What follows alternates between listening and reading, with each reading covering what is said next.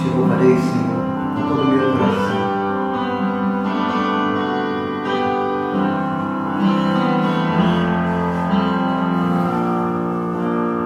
Perto quero estar, junto a teus pés,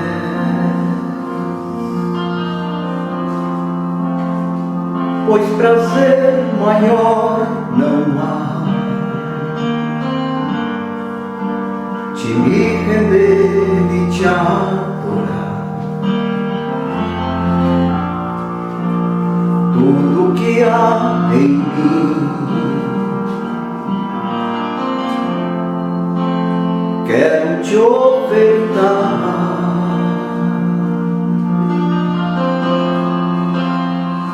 Mas ainda é pouco eu sei,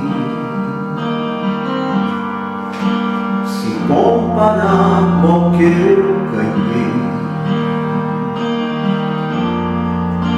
Não sou apenas servo, teu amigo me tornei.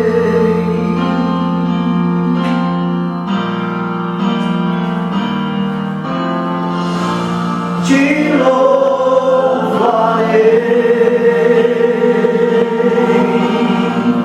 não importam as circunstâncias,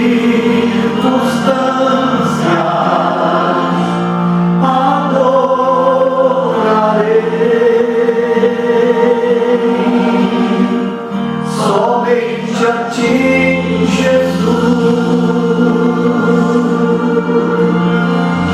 Oh, aleluia, glórias a ti, Senhor.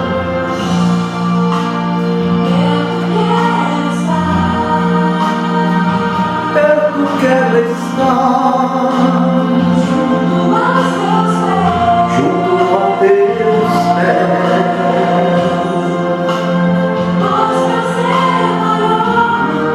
pois prazer maior não há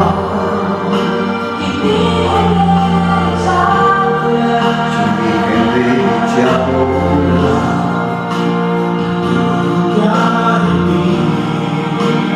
Tudo que há em mim quero te ofertar.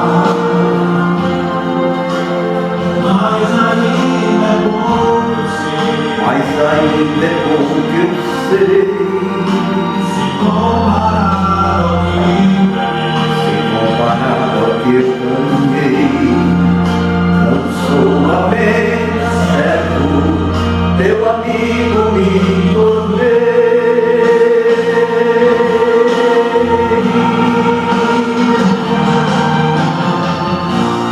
Te louvarei,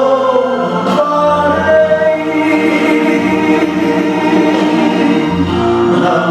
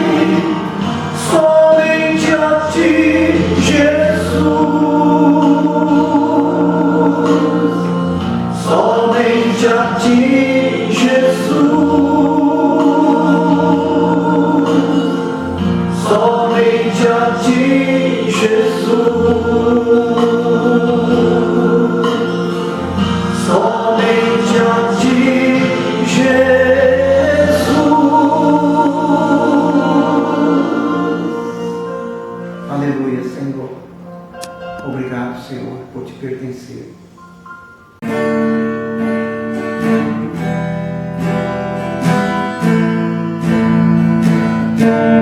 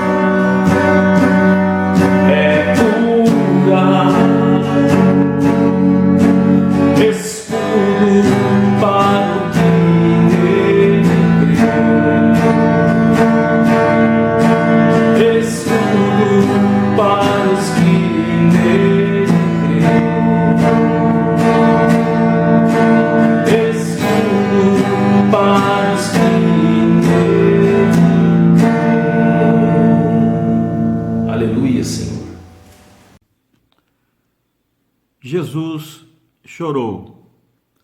Que a paz de Cristo, que o amor de Deus, a graça do nosso Pai esteja na tua vida nessa noite, alcançando toda a sua casa. Estamos no Evangelho de Jesus, escrito por João, no capítulo 11.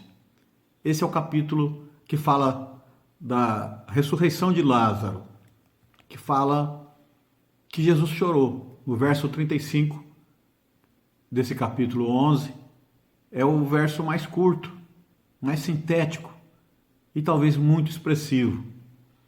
Nós vamos explorar o capítulo 11 de João, vamos destacar alguns versículos para não ler todo o capítulo, mas vamos tentar explorar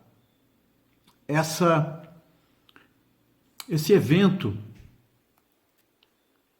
que aconteceu, programado, esse evento que mudou a história da família, do próprio Lázaro e deu início à crucificação de Jesus.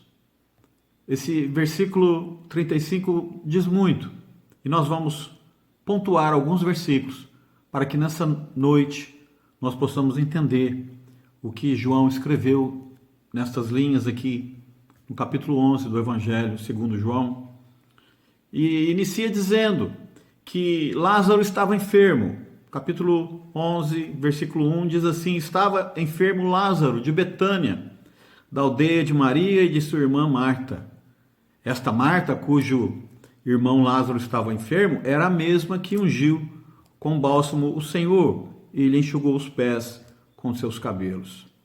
Mandaram, pois, as irmãs de Lázaro dizer a Jesus: Senhor, está enfermo aquele a quem amas.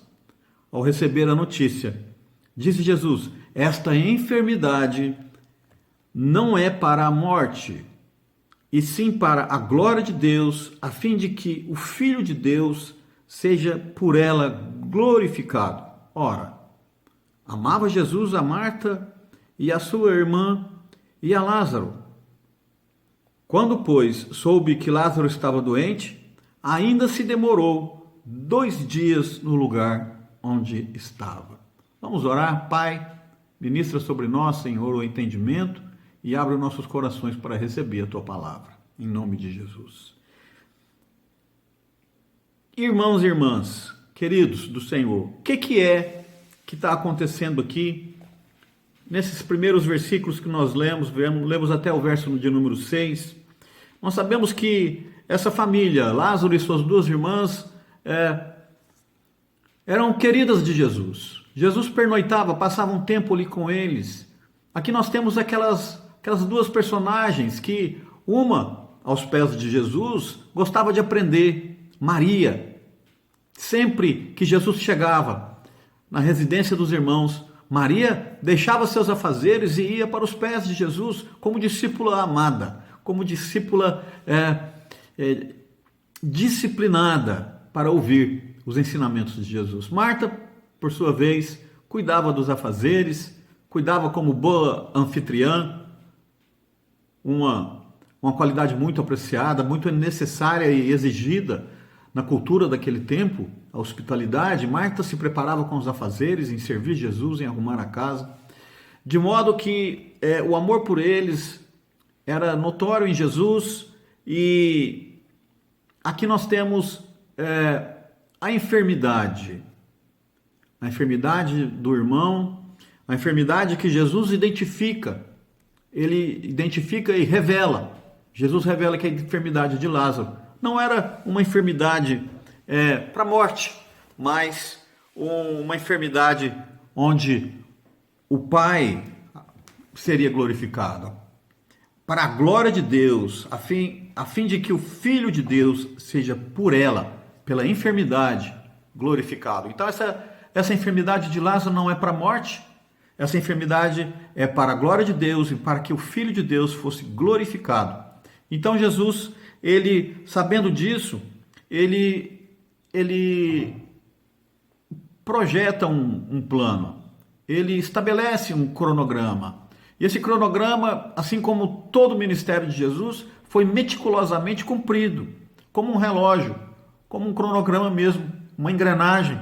Jesus, ele cumpre esse cronograma e ele permanece ali onde estava, né? Provavelmente ao norte, na Galileia, que era o lugar por onde ele mais andou.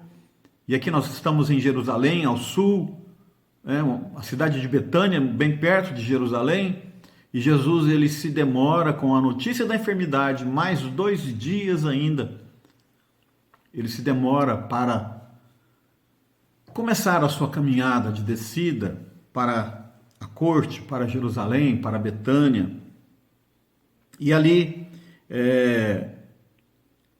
Jesus, ele dá início a essa que seria uma das passagens mais fortes, mais emblemáticas do Evangelho.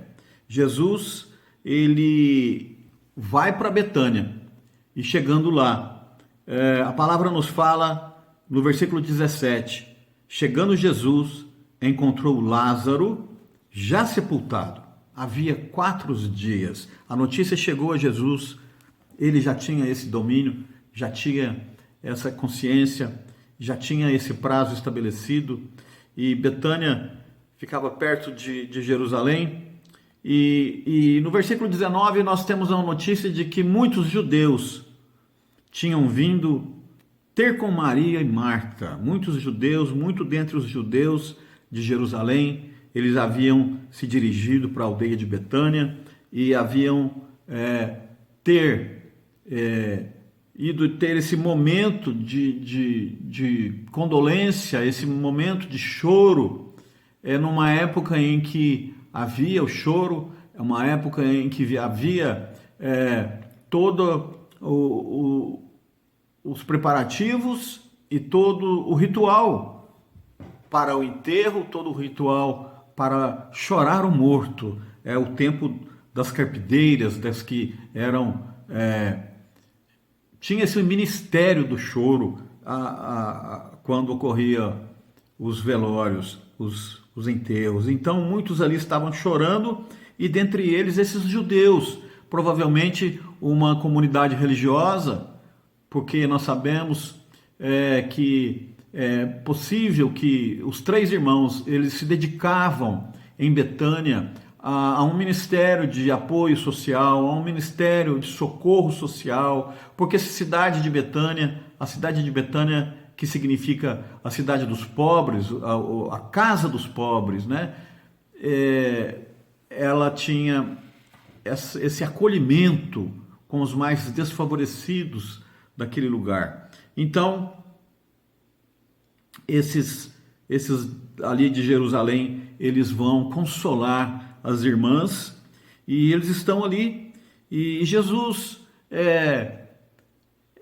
ele se preparou para toda essa situação e aquela que sempre muito atarefada, muito aflita em seus afazeres, Marta, ela é a primeira que se levanta, né? O versículo 20 nos diz que Marta, quando soube que vinha Jesus, saiu ao seu encontro.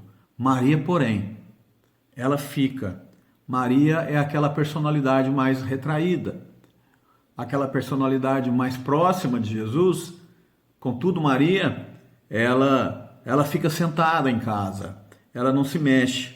E Marta, ao encontro de Jesus, lhe disse: Senhor, se estiveras aqui, não teria morrido meu irmão. Mas também sei que mesmo agora, tudo quanto pedires a Deus, Deus tu concederá. Eu creio que esse versículo aqui, ele fala desse sentimento de Maria e provavelmente o coração de Jesus se alegrou com essas falas. Se alegrou com essa fala de Marta, porque ela começa a demonstrar aqui uma fé no impossível. Uma fé num Jesus que João relata lá no primeiro capítulo. Capítulo 1, versículo 4, João diz que a vida estava nele. João 1, 4, a vida estava nele e a vida era a luz dos homens. Ora, Jesus é a vida. Jesus, o próprio Deus encarnado. O Evangelho de João nos revela essa criação cosmológica, essa criação diferente de Gênesis.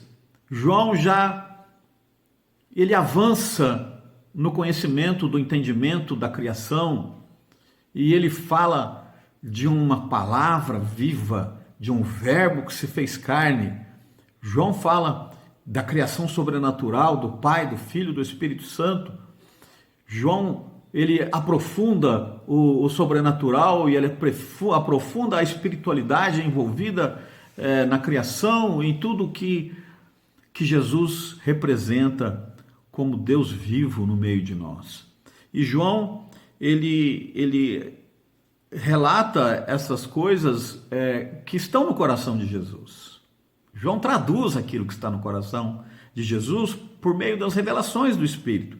E essa fala de Marta provavelmente destacou aqui uma alegria em Jesus, porque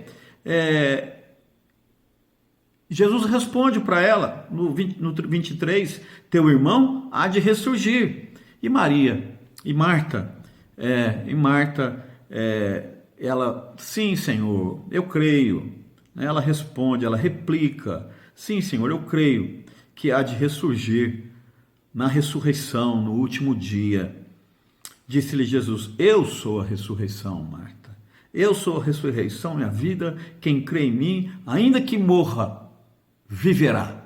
As palavras de Jesus foram explícitas. Jesus já estava programado para realizar uma obra como até então não tinham notícia, até então não se vira. E aqui Jesus completa, e todo o que vive e crê em mim não morrerá eternamente. Crês isso? Sim, Senhor, respondeu ela. Eu tenho crido que tu és o Cristo, o Filho de Deus que devia vir ao mundo. Aqui Marta dá essa declaração, assim como Pedro. Marta também dá essa declaração. É fria a fé de Marta. Marta dá a mesma declaração revelada pelo Pai ao coração de Pedro. Tu és o Cristo. Tu és o Cristo, o Filho de Deus que devia vir ao mundo. E assim Marta, ela se quietou e foi chamar a sua irmã Maria. Maria é aquela íntima do Senhor Jesus. Maria é aquela que estava aguardando esse chamado. O Mestre chegou e te chama. O coração de Maria pegou fogo, o coração de Maria saltou em brasa e ela se levantou rapidamente. Ela, ouvindo isso, levantou-se depressa e foi ter com ele. Ela correu para os braços de Jesus e Jesus ainda não tinha entrado na aldeia, mas permanecia ali onde Marta havia travado com ele essas palavras, as últimas palavras. E os judeus que consolavam Maria saíram com ela. Levantaram-se depressa e seguiram-na. Quando Maria chegou no lugar que Jesus estava, ela repetiu as mesmas palavras da irmã. Talvez elas tivessem trocado entre si essas palavras. Se o Senhor estivesse aqui. Elas talvez chorando a morte, há 4 dias, a morte do irmão, elas tinham trocado essas palavras. Com certeza, elas dialogaram entre si e disseram, se Jesus estiver aqui, nosso irmão não teria morrido. Maria repete as palavras de Marta. Maria, essa que tinha o coração discipulado, a vida discipulada por Jesus. E Jesus vendo-a chorar. E assim, com ela, os judeus também, ele se comove.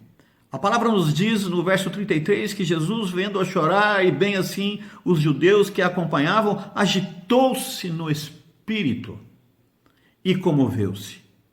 Perguntou, onde o sepultastes? Eles lhe responderam, Senhor, vem ver. E aqui nós chegamos no versículo 35. Jesus chorou. Por que Jesus chorou? Aqui nós começamos a trabalhar essa segunda indagação. Primeiro, por que Jesus se atrasou? Por que Jesus se atrasou? Os 2 dias para começar a caminhar, chegou com 4 dias de atraso, eles não criam que podia ser ressuscitado um morto com 4 dias. Porque, embora crescem na ressurreição, com 4 dias o corpo já havia começado o processo de decomposição e agora num estágio muito rápido. Senhor, já está cheirando mal. Senhor, já está apodrecendo. E Jesus, ele faz dessa missão algo pelo qual não há descuido, não há atrasos. Jesus está cumprindo aqui um cronograma perfeito. Por que Jesus se atrasou 4 dias? Por que Jesus chegou ali com 4 dias de morto Lázaro? Então, Jesus chorou. Por que Jesus chorou? A primeira questão do atraso de Jesus é que para que o nome dele fosse glorificado e para que crescem que Deus é o Deus da vida, havia necessidade de se cumprir esse prazo.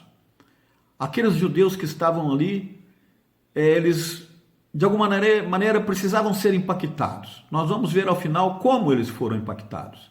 Esses judeus são personagens importantes. Esses que vieram de Jerusalém consolar as irmãs eram personagens nessa história, nesse evento, nesse desfecho. Eles vão ter um peso importante. Jesus sabia disso. Era necessário os 4 dias. E aqui Jesus ele chora. Nós temos duas teorias. Jesus chorou porque ele se emocionou, como humano que também era, ele se compadece, ele se comoveu. A palavra fala que ele agitou-se no espírito aqui. O Senhor já estava se preparando para uma obra grandiosa, e ele se comoveu, ele foi atingido nas suas emoções. E aqui também ficou demonstrado, a própria palavra diz que os judeus tiveram essa conclusão, porque eles disseram no 36, vede quanto o amava. Então, essa primeira teoria, Jesus amava Lázaro como nós amamos os nossos queridos, como nós amamos os nossos amigos, os nossos familiares. E há entre nós um vínculo de amor. E os vínculos de amor são fortes. Os vínculos de amor são poderosos. Os vínculos de amor não se desfazem com facilidade. Os vínculos de amor, eles são eternos. Por isso sofremos, porque também nunca estaremos preparados para a morte. Aqui Jesus, poderíamos dizer que ele está envolvido com um turbilhão de emoções, de sentimentos, e ele chora, mostrando a sua humanidade, mostrando o seu amor. Mas, numa segunda tese, será que Jesus poderia ter chorado porque ele esperava mais das irmãs? Ele esperava mais daqueles que o conheciam, que sabiam que nada era impossível para ele? Será que Jesus esperava uma declaração? Senhor, eu sei que ele vai ser ressuscitado nessa tarde. Senhor, eu sei que ele ressuscitará, porque o teu nome é vida, tu és a vida. Assim como João revelou, ele era a vida estava nele, e a vida é ele. Ele era a luz dos homens. Talvez Jesus estivesse desejando uma resposta assim, uma argumentação assim, e Jesus, ele vai, ordena que se retire a pedra, e Jesus faz a oração,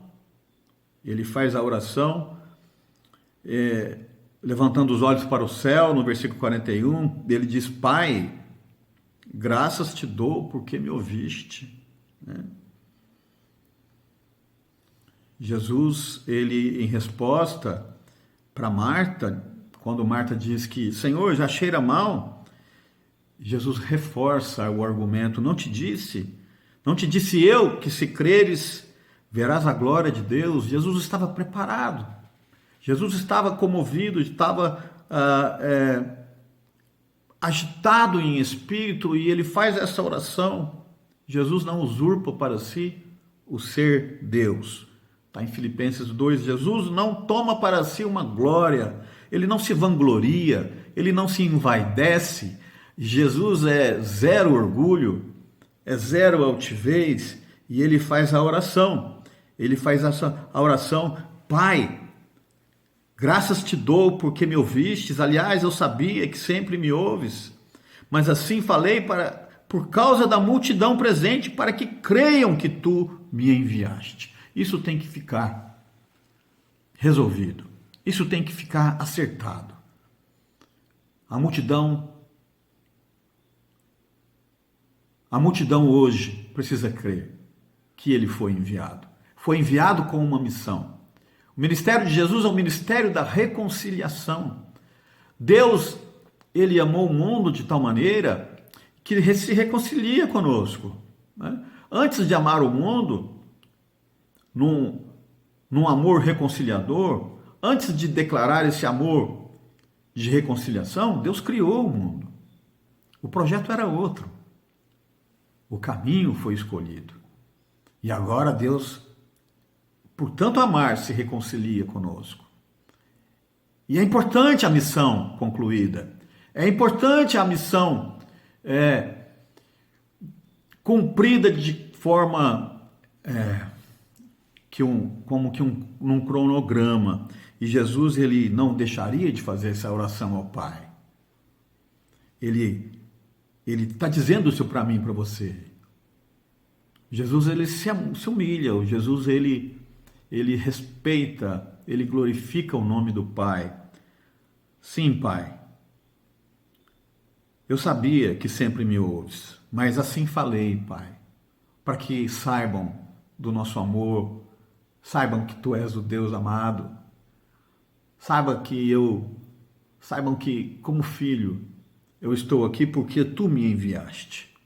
E obediente à morte de cruz, Jesus, ele se humilha, ele não usurpa para si essa glória que poderia ter sido só dele, se ele assim o quisesse.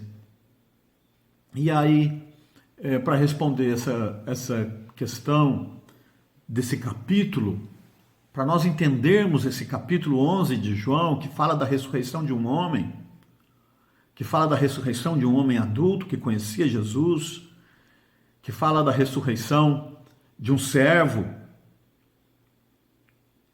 nós temos essas últimas palavras de Jesus nesse capítulo. O que é que Jesus está nos dizendo com tudo isso que acontece em João 11? O que é que Jesus está nos revelando? É o choro de Jesus que vai entrar no meu coração, vai me alimentar. A palavra, o alimento desse capítulo 11 de João é o cronograma, Jesus fazer as coisas de forma, você como discípulo, você como servo, você como aquele que se alimenta da palavra, que se deleita na palavra do Senhor. O que Jesus está nos dizendo em João 11? O choro de Jesus, quando nós percebemos que, sim, é necessário que tenhamos uma fé viva, uma fé específica em tudo quanto foi revelado, uma fé exata, uma fé não diminuída em tudo que Jesus é. Sim, é necessário. Talvez Jesus tenha chorado, se emocionado, porque nós ainda não entendemos. Talvez ele tenha pensado assim: as irmãs ainda não entenderam. Marta e Maria, Maria e Marta ainda não entenderam. Nós entendemos, estamos conscientes de tudo que Jesus tem para nos dizer, para nos falar ao coração, de tudo que Jesus é para nós. O que falta nós entendermos? O que faltava as irmãs entenderem? Tomadas pelo sentimento de luto, tomadas por essa dificuldade até de raciocinar no momento da perda, as irmãs chorando, faltou para elas o entendimento. Eu creio que Jesus chorou por muitos motivos. Mas Jesus chorou porque ele está falando de uma missão que vai se concluir na vida da igreja. Jesus aqui está dizendo para nós que a ressurreição é um fato. O apóstolo Paulo, ele diz em suas cartas que se com Cristo morremos, com ele viveremos. Paulo está falando de uma morte espiritual. Se morremos para o pecado com Cristo na cruz, não nascemos de novo? Aleluia! Não nascemos de novo com esse Cristo que prega na cruz a tua dívida, a tua promissória, o seu débito, o nosso débito, o meu débito, a minha culpa. O meu passado fica gravado na cruz, eu não morro com Cristo espiritualmente. Se morro com Ele eu vou viver. Muito embora eu possa ter caídas, eu respondo para o Senhor: tu sabes que eu te amo e eu quero permanecer. Aquele que experimentou a presença do Senhor não tem prazer em outras coisas, não há volta. Se com Ele morremos, com Ele ressuscitamos, é nova vida, é novo nascimento. Nós temos um homem aqui que nasceu de novo. Lázaro nasceu de novo. A palavra não traz o relato, o testemunho desse homem depois da ressurreição, mas eu creio que foi bênção. Eu creio que Lázaro foi usado pelo Senhor. Embora tenha morrido de novo, ele teve essa experiência. Se Paulo foi ao terceiro céu, Lázaro foi longe e ficou 4 dias ali. Eu creio que as últimas palavras de Jesus nos falam alguma coisa. Jesus diz assim: Lázaro, vem para fora. Lázaro, vem para fora. Que energia, que poder, que estrondo no mundo espiritual essa ordem provocou. Alguém que já estava com os licores cadavéricos se esvaindo dos poros. Alguém que já estava em decomposição, ouve a ordem do Rei, do Senhor, do dono da vida. E tudo se refaz. E tudo se recompõe. E a alma entra, o espírito entra de novo no corpo de Lázaro. Para o espanto, para o assombro daquela multidão, daqueles judeus, das irmãs. Esse que vem atado com as faixas e com um lenço, João é o único que descreve. A maneira correta pela qual os judeus eram enterrados eram 2 panos, um que envolvia todo o corpo e um lenço sobre a cabeça. Esse lenço foi achado no túmulo de Jesus também. E ele tem um significado para a cultura judaica. Mas isso é outra pregação e nós vamos continuar nessas últimas palavras de Jesus. Lázaro, Deus ordena para a vida que é ele, que é dele. Nele, por ele, para ele são todas as coisas. Deus deu para Jesus a autoridade nos céus e na terra e debaixo da terra. Ele ordena e os elementos obedecem. E Lázaro, ele envolto de vida agora, ele vem para fora com uma outra consciência, certamente consciente de tudo. E Jesus diz: desatai-o e deixai-o ir. O ressurreto precisa ir. Aquele que literalmente adquiriu uma nova vida, uma nova existência, um novo nascimento, ele precisava ir. Ele havia muito que contar. Ele havia muito que ser usado. Deixai-o ir. Não somos novas criaturas em Cristo Jesus. Estamos vivendo esse tempo de estar do lado de fora. em todos os sentidos. Estamos do lado de fora. As paredes da igreja não estão nos contendo. As paredes do templo não nos seguram. Estamos do lado de fora. Eclesia significa ir para fora. Eclesia é a palavra em grego para igreja. Eclesia significa aquilo que Jesus mandou fazer. Ir para fora, ir pelos becos, pelas ruelas, pelos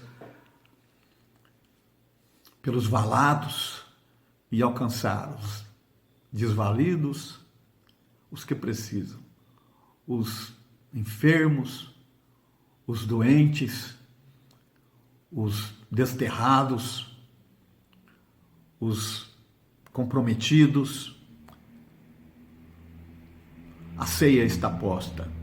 Esse tempo que estamos vivendo é a oportunidade de nós pormos em exercício, de colocarmos em prática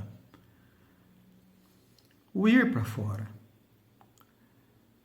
Conhecemos a palavra, precisamos praticá-la. E Jesus, ele diz: desatai-o, deixai-o ir. Quantas amarras nós temos ainda que jogar fora? O que nós não entendemos? Primeira coisa, amarra nas nossas mentes e no nosso coração. Palavra viva, Espírito da vida, agindo em nós, por meio de nós. Desatai-o, deixai-o ir. Amarras institucionais, amarras familiares, amarras seculares, amarras financeiras. Quantas amarras, quantas cadeias ainda nos prendem? Desatai-o, deixai-o ir. Jesus, ele diz: esse homem não pode ser contido. Ele tem tanta coisa para revelar, ele tem tanto para falar, que agora começa a história de Lázaro. Agora começa o ministério de Lázaro. Que o Senhor nos abençoe. Que o Senhor faça resplandecer a sua graça, a sua glória em nossas vidas, de forma que nós não tenhamos nada nos prendendo, para cumprir, para ouvir e obedecer essa voz que nos manda para fora. Vem para fora. Igreja, estamos de fora. Precisamos praticar, amar, estender o Evangelho. Eu quero orar com você. Rapidamente, nós queremos orar com você nessa noite. Pai, em nome de Jesus, glorifica o teu nome, Senhor.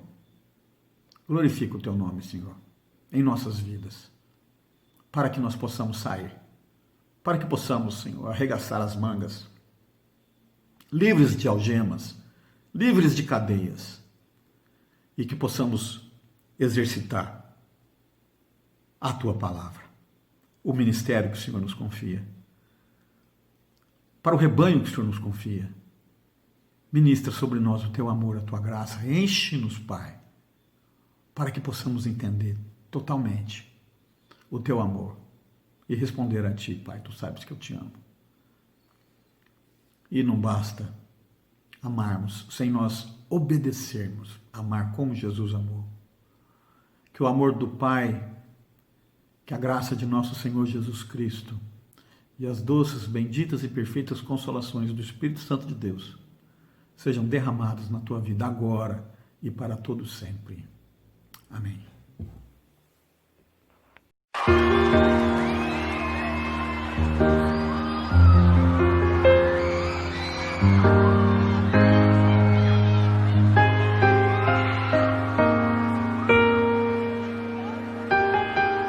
Me conhece mais do que eu mesmo.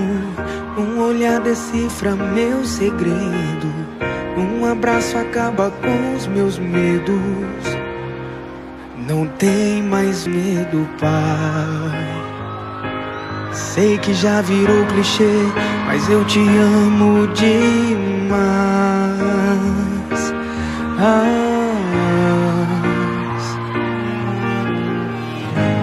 Na mesma canção eu vou seguir seus passos.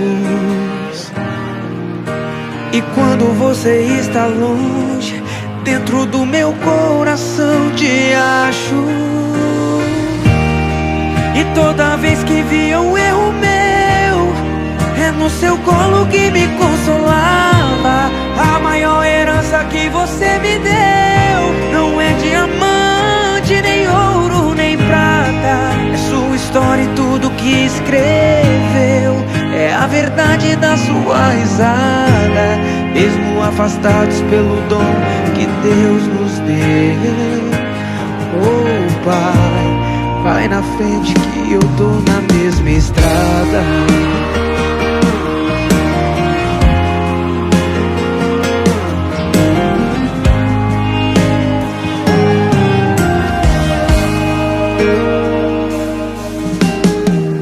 Me conhece mais do que eu mesmo. Num olhar decifra meu segredo. Num abraço acaba com os meus medos. Não tem mais medo, Pai. Sei que já virou clichê, mas eu te amo demais.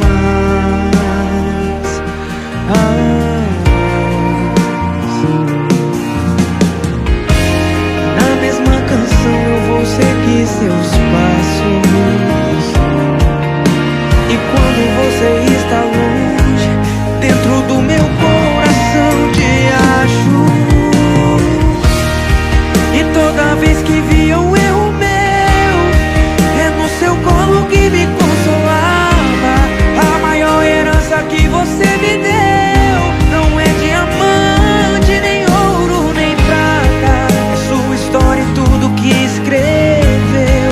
É a verdade da sua risada, mesmo afastados pelo dom que Deus nos deu. Oh Pai, vai na frente que eu tô na mesma estrada.